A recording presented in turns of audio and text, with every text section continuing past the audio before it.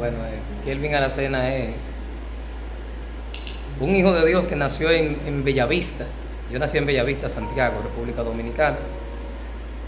Mis padres me criaron en cuanto pudieron en el temor de Dios, aunque no eran cristianos. Me crié en un barrio, pero de manera humilde. Y viví como todo niño vive en un barrio, ligándose con muchas personas. Yo me iba solo a la escuela a los 10 años, ya me iba solo, nadie me llevaba ni me traía. Y así viví mi vida. Comencé a trabajar a los 15 años. A los 15 años comencé a trabajar para pagar mis propios estudios. Yo mismo fui que me proveí para pagar mi bachillerato, porque mis padres no me podían pagar un colegio. Me vi la necesidad de tener que trabajar para estudiar. Yo trabajaba y estudiaba.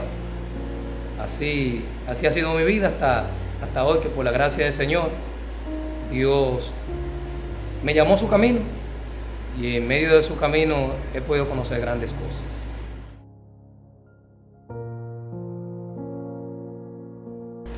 Ciudad de Rey nace hace 6 años atrás, en el año 2017. En el 2017 nace Ciudad de Rey a raíz de que Dios me hace un llamado, luego de yo haber sido pastor asociado de 2 congregaciones.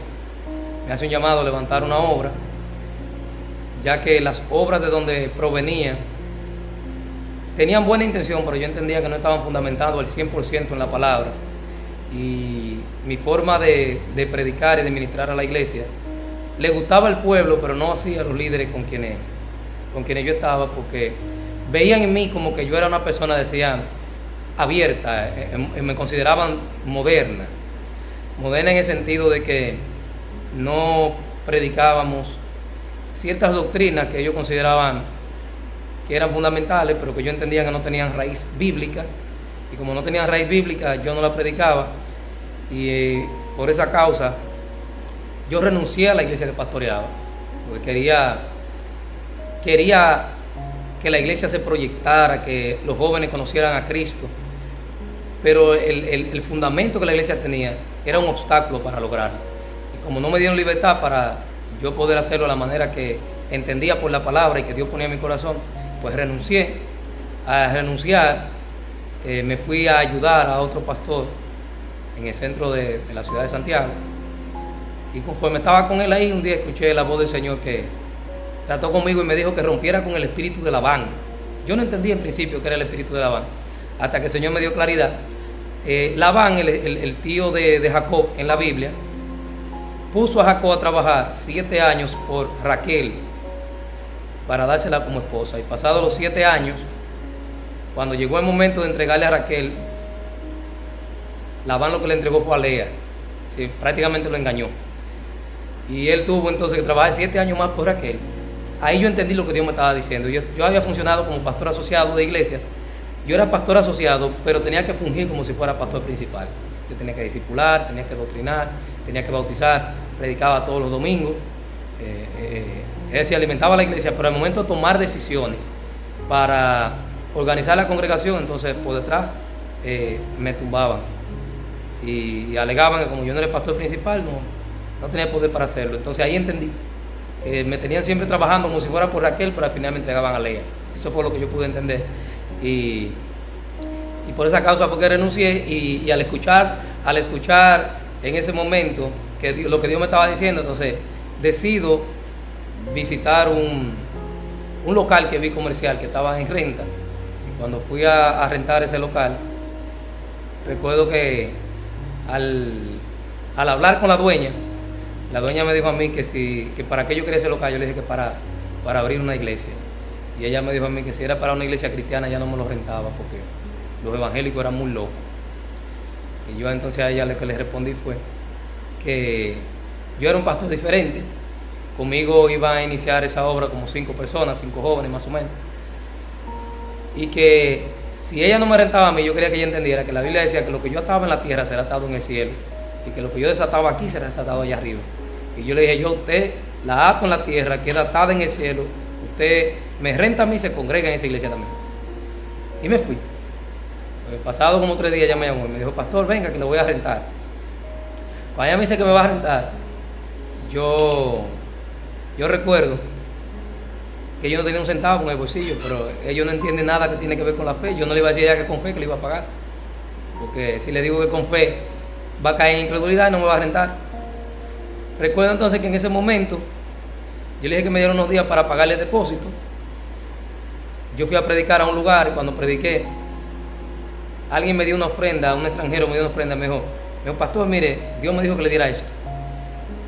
Cuando yo recibí esa ofrenda y estoy en mi vehículo y abro el sobre de la ofrenda, me daba justamente para pagar los 3 meses de depósito que me exigía la dueña del local y el abogado para el contrato.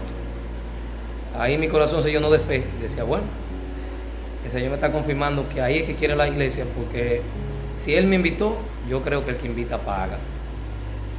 Le creí a Dios, ahí fui y le pagué a ella ese depósito, pero recuerdo que yo no tenía ni silla, no tenía sonido, no tenía nada. Y yo tengo un pastor amigo que ya habíamos viajado juntos a Costa Rica, habíamos estado juntos también en Estados Unidos, y el pastor yo lo llamo, el pastor Israel Valenzuela.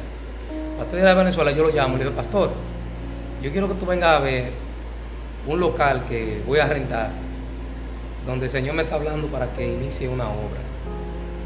Él vino. Cuando él vino y lo vio, me dijo, pues está bien, yo te doy mi apoyo. Yo te doy mi apoyo, dale para allá, yo te voy a apoyar en oración. Si el Señor te está llamando, dale para allá. Recuerdo entonces que él me invitó a su iglesia a predicar el domingo siguiente, y cuando voy a predicar a su iglesia, él le comunica a la iglesia que yo estoy abriendo una iglesia que si pueden levantar una ofrenda especial para bendecirme con una ofrenda como ayuda para la iglesia. Yo no la pedí, eso salió de él. Pues cuando se levantó la ofrenda, lo que se recaudó en la ofrenda, más una ofrenda que un empresario me dio ahí, fue suficiente para cubrir el costo de todas las sillas acolchadas que se iban a comprar en la iglesia de manera inicial, que eran 50 sillas. Pasados 2 días después del culto, él viene nuevamente al local y me dice, pastor, te traje un regalo. Cuando yo voy, él tenía comprado ahí sonido, la primera consola, la bocina, unos cuantos micrófonos, y me dijo, si la iglesia te bendijo, yo te quiero bendecir. Cuando yo vi ese gesto desprendido de él, ahí fue que le dije, pastor, yo quiero que tú seas la cobertura de esta obra, y quiero que se llame Ciudad del Rey, porque la iglesia de pastora se llama Ciudad del Rey. Así nació Ciudad del Rey. Avivamiento pleno. Le pusimos avivamiento pleno para distinguirla de la iglesia central.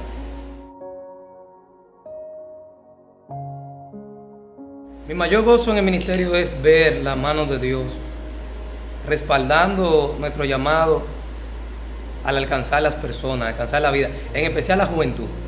He notado que Dios nos dio una gracia para llegar a la juventud. Por eso nuestra iglesia hoy se compone de mucha gente joven. Hemos crecido, nos hemos mudado 3 veces y el gozo ha sido de ver a Dios alcanzando a la gente y a la vez ver su respaldo, porque de la nada, de no tener nada, Dios ha suplido todo con lo que esta obra se sustenta, y los retos que hemos asumido al mudarnos 3 veces, porque hemos ido creciendo hasta el punto que ya estamos donde estamos actualmente. Tenemos 153 sillas y se llena por completo en 6 años que tenemos como iglesia. Es decir, que su respaldo ha sido constante y hasta el día de hoy no hemos tenido ni siquiera que pedir ni vender nada para cubrir las necesidades de la iglesia. Dios ha suplido todo hasta el día de hoy sin necesidad de acudir a otros medios.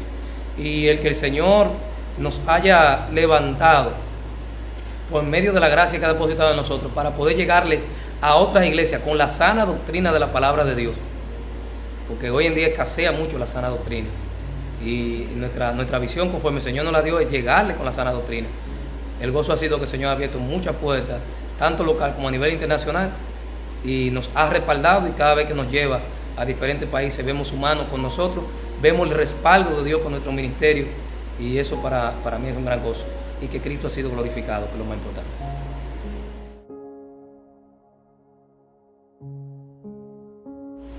Sucedió, mi conversión fue en el 23 de diciembre del año 2000.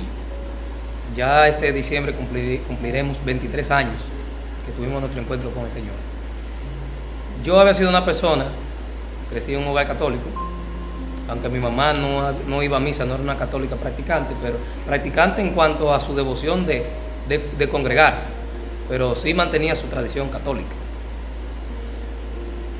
Yo desde pequeño, alrededor de que tenía 10 años, tenía pasión por leer la Biblia, porque yo estudié cuando niño, hasta el 3er grado, yo estudié en un colegio evangélico. Mi mamá, aun siendo católica, me puso en un instituto evangélico, el cual me daba una beca para estudiar todos los años, hasta tercero de primaria así lo hice. Con respecto a eso, yo tenía temor del Señor y comencé a leer la Biblia y sentí pasión por Dios, pero no me había encontrado con Él. Recibí estudios de los mormones, recibí estudios de los testigos de Jehová y llegué a visitar iglesias adventistas, pero ninguno hice compromiso, porque no quería compromiso con ninguna iglesia. Pero en julio del año 2000, yo comencé a manifestar un cuadro de ansiedad, que en principio no se sabía que era ansiedad. Y yo me encontraba en la ciudad de Nueva York ya para el mes de octubre de ese año. Hice un viaje a Estados Unidos y viví una experiencia donde me daban como ataques de pánico. Me daba un ataque parecido a asma, como que me asfixiaba, pero no encontraban nada los médicos. Como yo tenía un seguro médico aquí en mi país, pues se acortaron en ese momento las vacaciones, retorné antes y aquí me revisaban y no encontraban nada, pero había que llevarme diario a la clínica con unos ataques de ansiedad, que no podía respirar, yo no podía estar donde había multitud, donde había mucha gente.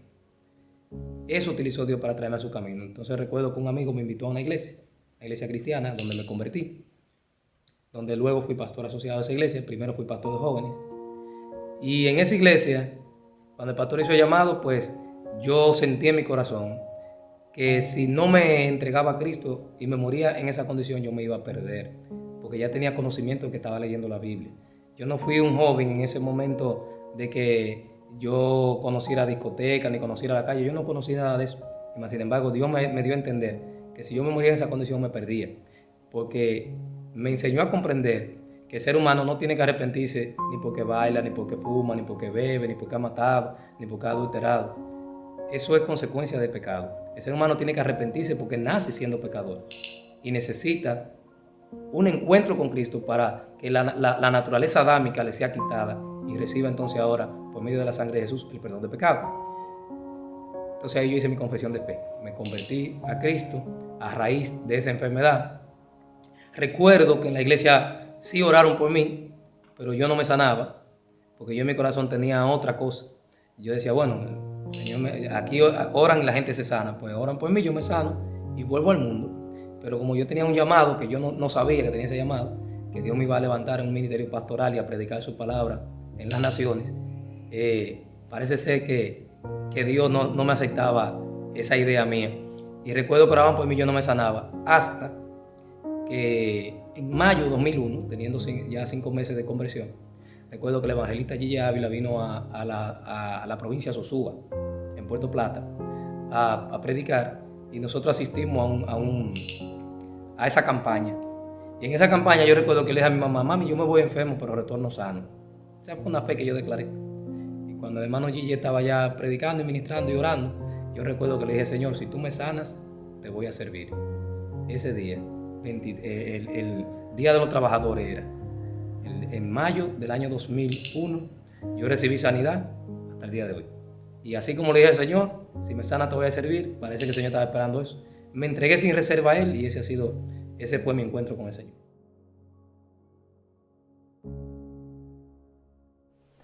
Bueno, dentro de mis planes, lo que contemplo es continuar trabajando con el mensaje de la sana enseñanza del Señor en un tiempo en el que estamos donde la sana doctrina no está siendo predicada. Hoy en día, a pesar de haber muchas iglesias, hoy carece mucho la predicación desde el púlpito del mensaje auténtico de la palabra de Dios y más hacia la juventud. Entonces, como planes yo tengo continuar con los proyectos que tengo, que es discipular a cada creyente por medio de la palabra para formar en ellos un cristiano maduro, y que a la misma vez la iglesia vaya creando espacios y ministerios que sirvan para satisfacer las necesidades del ser humano. Nosotros quisiéramos tener después un colegio, que Dios nos ayude a tener un colegio donde podamos tener una un currículum con una visión apegado a la palabra de Dios, de principios éticos y morales bíblicos. Quisiéramos, cuando tengamos un templo propio, tener un área o una cancha, por lo menos para que los jóvenes puedan tener acceso a un área deportiva. Una fundación, quisiéramos tener una fundación donde a través de ella podamos ayudar a la gente.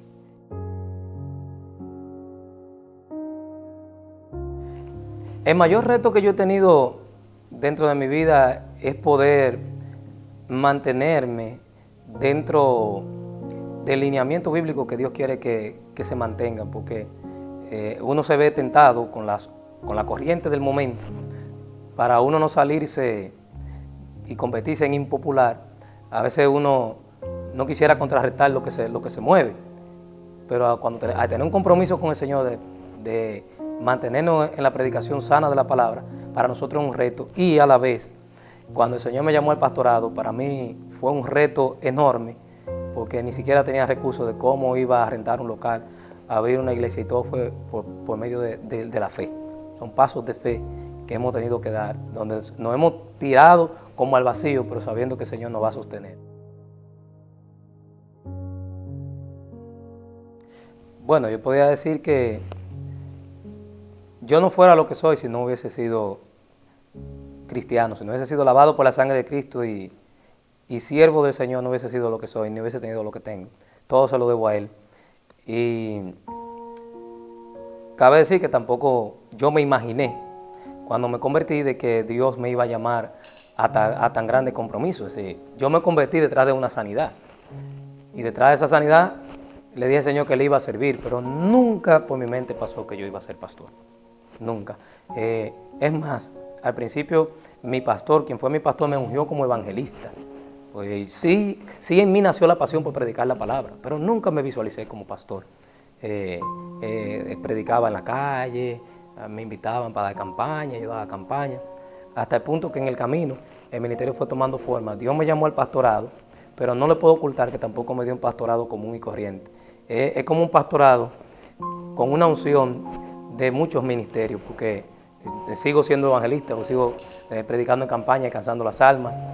También funciono como maestro, conferencista, enseño. El don profético se manifiesta también muchas veces. Entonces, es un pastorado como con una ramificación de todos los ministerios.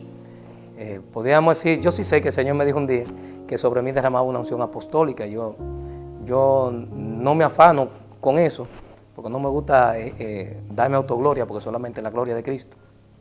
Pero he tenido que aceptar al pasar los años de que tengo un ministerio que Dios me ha dado especial y que sobre mí pesa una gran responsabilidad y a la vez una unción para poder guiar también y ayudar a otros pastores y a otras personas de diferentes ministerios, encaminarlos en la palabra para que maduren en su llamado.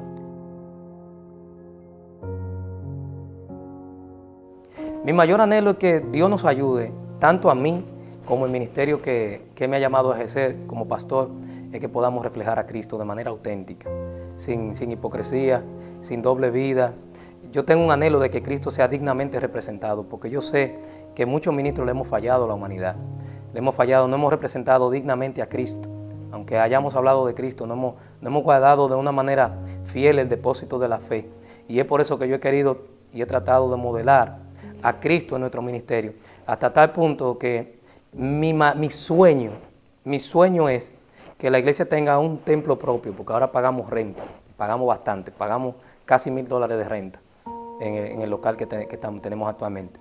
Y mi reto y mi sueño es que Dios nos dé un templo propio para que lo que nosotros generamos con nuestras finanzas no se nos vayan en renta, sino que lo podamos dedicar a ayudar a la gente. Sí, yo tengo sueño con ir a los barrios y de repente sorprender a alguien que ni cristiano es y decirle que el Señor me envió a hacerle el techo de su casa, que el Señor me envió a hacerle el piso de su casa, o llegar donde esta anciana que no tiene a nadie, que es viuda, y llegarle con una lavadora, con una estufa, porque no tiene ni siquiera donde cocinar. Sí, mi sueño es que los recursos de la iglesia se utilicen para ayudar al prójimo, sin reservas. Yo anhelo con eso y le pido al Señor que no me permita morir sin ver eso. Yo soy de los que creo que un día el anticristo se ha de manifestar, y soy de los que creo que Cristo viene, pues por lo tanto no tengo interés de que la iglesia tenga dinero en el banco guardado, habiendo tanta necesidad. Nosotros sí tenemos que ahorrar porque tenemos planes futuros, de que tenemos gastos fijos que hay que cubrir, pero mi deseo es que ya una vez superada la etapa de que no tenemos un gasto de pago de renta porque tenemos un templo propio, pues ya nuestros recursos nos sirvan más para ayudar a la gente.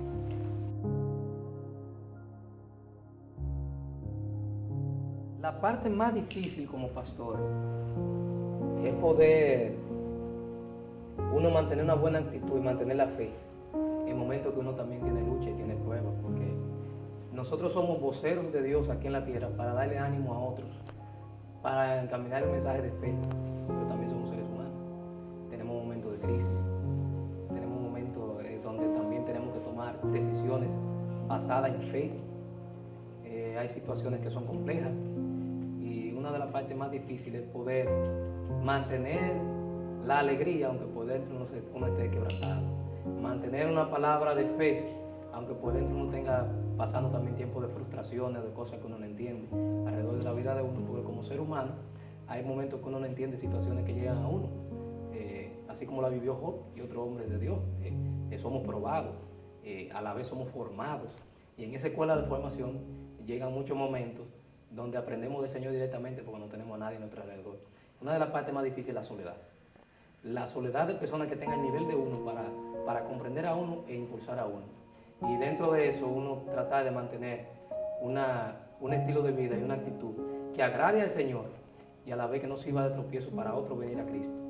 Y esa parte no es fácil. Aparte de que cumplir con el llamado del Señor tampoco es muy fácil porque hay muchas personas, a veces líderes religiosos, que no entienden la palabra y como no están de acuerdo con ciertas cosas que uno entiende que no son bíblicas y que ellos entienden que sí, pero que bíblicamente no tienen sustento y que uno entiende que quizás por su falta de conocimiento creen eso, pues a veces critican quizás a uno o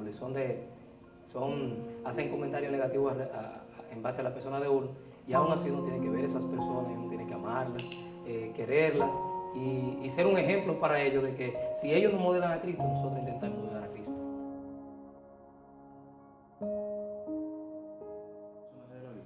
Sí, con David. ¿Por qué?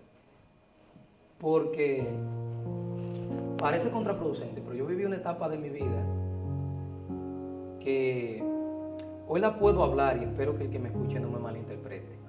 Pero para mí yo me sentí en un momento como David porque quien fue mi pastor fue un hombre íntegro en la palabra, un hombre íntegro que me enseñó el temor de Dios y me enseñó a mí que el evangelio es algo serio y que la palabra de Dios se respeta. Pero mi pastor, como cualquier hombre de más antigüedad, fue formado bajo un conocimiento donde tenía algunas cosas legalistas que no necesariamente Dios respalda. Y cuando el Señor comenzó a levantarme, a usarme en la congregación, Él me demandó en un momento que enseñara ciertas cosas. Me dijo que yo cuando predicaba, Él nunca escuchaba que yo predicaba, que las jóvenes no se sacaran las cejas, porque la iglesia estaba creciendo y llegaban jovencitas y sus cejitas las tenían limpiecitas, arregladitas. Entonces fue formado que eso era pecado, y entre otras cosas. Y yo le dije que entendía que eso no era bíblico. Entonces en ese momento me tachó de que yo me estaba modernizando y que eso podía corromper la iglesia, y me despojó de mi cargo. Yo era pastor de jóvenes en ese momento, me quitó el cargo de pastor de jóvenes, y no puedo negar que también hizo una reunión con los diáconos y me expulsó de la iglesia. Para mí, yo sufrí mucho porque yo me sentí como un David que estaba siendo perseguido por el rey. Yo me identifico con David, pero yo mantuve también también al identificarme con David en sufrimiento, me identifiqué también con David en su forma de vida. Y yo decía, líbreme Dios de no levantar mi mano contra los hijos de Jehová. Y así como David no levantó su mano contra Saúl, yo nunca la levanté contra mi pastor, ni hablaba más de él, porque él no lo hacía en maldad. Yo pude comprender que él lo hacía desde el convencimiento que él tenía, pero yo sufrí mucho, yo lloré. Entonces, otra cosa por la que yo me identifiqué con David es porque él tiene una hija, o tenía, porque ya mi pastor murió hace muchos años. Y esa hija me daba mucho apoyo, hablaba conmigo por teléfono, me llamaba, me decía no te desanimes, no te desalientes. Imagínate, yo tenía como 3 años de convertido para ese momento. era un tierno en la fe, como quien dice. Y ella no te desanime, entonces yo la vi a ella como Jonatán, que Jonatán era hijo de Saúl y siempre estuvo al lado de David, le dio su apoyo. Y al día de hoy todavía ella conserva ese lugar especial en mi corazón. Para mí, aunque ella está lejos, ella está en otro país, a veces no hablamos mucho, pero para mí ella sigue siendo mi Jonatán, porque fue la etapa de mi vida en la que yo necesité un Jonatán a mi lado. Por eso me identifico con David, por el sufrimiento, pero a la vez también por el corazón que tenía David. Yo amo al Señor, amo el Espíritu Santo, al igual como lo hacía David.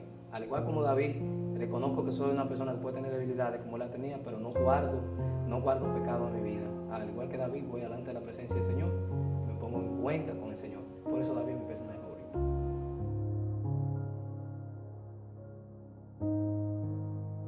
Todo hombre de Dios que Dios llama pasa por un momento así. A veces por momentos de frustración, en mi caso fue por enfermedad. Yo he tenido varios cuadros en mi vida.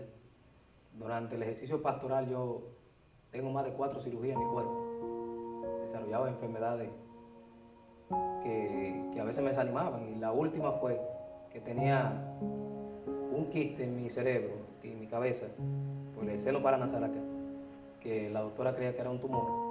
Y como yo viajo tanto, porque me invitan mucho fuera del país, ya los aviones me estaban haciendo daño, yo le dije al Señor, yo le renuncié al Señor a un momento. Le dije que buscara otro predicador, que yo no podía seguir viajando, porque regularmente el llamado que el Señor me hizo a nivel fuera del país, tengo invitaciones que tenía que estar tomando 20 y 21 aviones por año fijo. Todavía sigue ese ritmo y creciendo. Entonces ya me estaban afectando los vuelos y le pedí al Señor que se buscara otra persona, porque eso me estaba molestando ahí.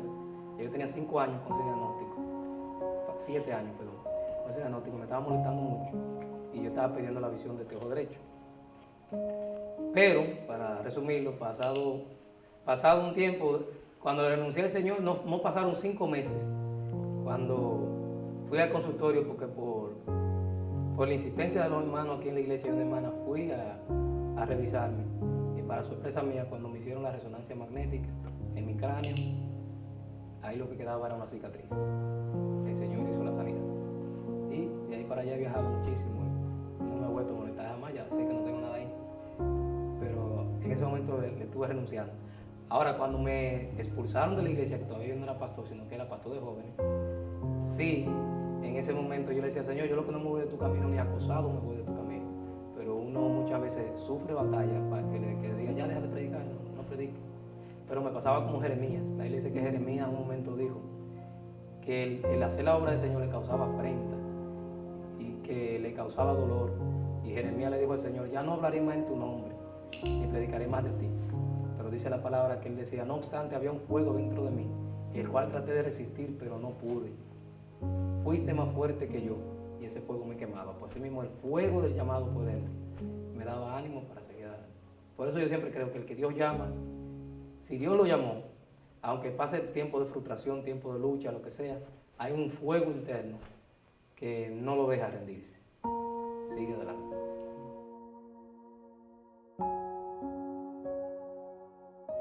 El apóstol Pablo en un momento le dijo a la iglesia de los Corintios que el hombre de Dios que ministra en el altar, que viva del altar. Ahora, ¿a qué se refería el apóstol Pablo con respecto a eso? ¿Está diciendo que el pastor va a hacer uso a discreción de los fondos de la iglesia? No, sino que al dedicarse a tiempo completo, la iglesia tiene una responsabilidad de sostenerlo. A veces la gente ve que un pastor prospera y inmediatamente liga su prosperidad a la iglesia, pero no conocen el fondo. Si el pastor viene de una familia que tiene recursos, o si ese pastor con un capital inició un negocio y el negocio está siendo la fuente de su provisión, pero como la gente lo que ve de manera visible en la iglesia, cree que el dinero proviene de la iglesia. Ahora bien, yo le preguntaría a todo el que cuestiona de que un hombre de Dios pueda prosperar, yo le pregunto, ¿por qué es malo que un hombre de Dios prospere cuando personas que no trabajan por el bienestar de otros sí pueden hacerlo? Por ejemplo, hay personas que van a un coliseo de boxeo a ver un boxeador muy famoso. Y hay lugares en Las Vegas donde la persona paga en taquilla hasta $100,000 por sentarse en un asiento. Y a ese boxeador le dan en esa noche 7 y 8 millones de dólares por una pelea en lo que está golpeando a otro. Entonces, ¿cómo puede ser que una persona que se dedique a ayudar, que el ser humano sea mejor ser humano, que puede ayudar a una persona a ser un mejor esposo, una mejor esposa, etcétera, etcétera, pero que lo que invierte tiempo en la gente, porque es malo que se le vea que Dios lo bendice a través de la gente? ¿Por qué podemos ver como natural que una persona que sea gerente de una compañía, si esa compañía es grande, la compañía le pueda pagar la educación de sus hijos, le rentan una buena casa, le asignan un vehículo y le dan ciertos privilegios en un trabajo secular, que está bien, tiene talento y se educó y estudió para eso?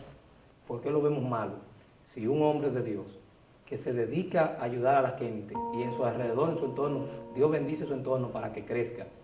Y ese entorno entonces decide, al igual como aquella compañía que a un gerente lo quiere premiar y le quiere mejorar su calidad de vida, también una congregación puede hacerlo con su pastor. ¿Y por qué sería eso malo? Es hasta un mensaje equivocado y erróneo que le mandamos a la juventud. Es como si le dijéramos a la juventud que puede prosperar a través de dembow, a través de reggaetón, a través de música sin letra edificativa, pero que a la gente le gusta, a través de monetizar en redes sociales.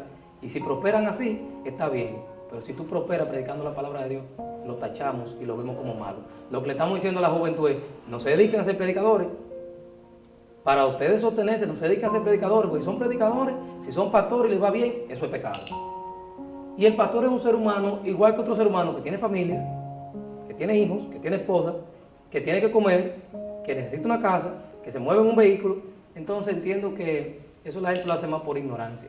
Lo que es pecado es manipular a la gente para sacarle dinero. Pero si en tu oficio en el Señor Dios te bendice, pues toda la prosperidad que Dios dé es bienvenida y no es pecado. Es más, los hombres de Dios en la Biblia, todos fueron prósperos. Todos fueron prósperos. Abraham fue muy próspero. David fue próspero. Job fue próspero. Pasó por un momento de prueba donde lo perdió todo y después Dios le dio 7 veces más. Dios no tiene problema con darnos. El problema es que nosotros hagamos un Dios del dinero.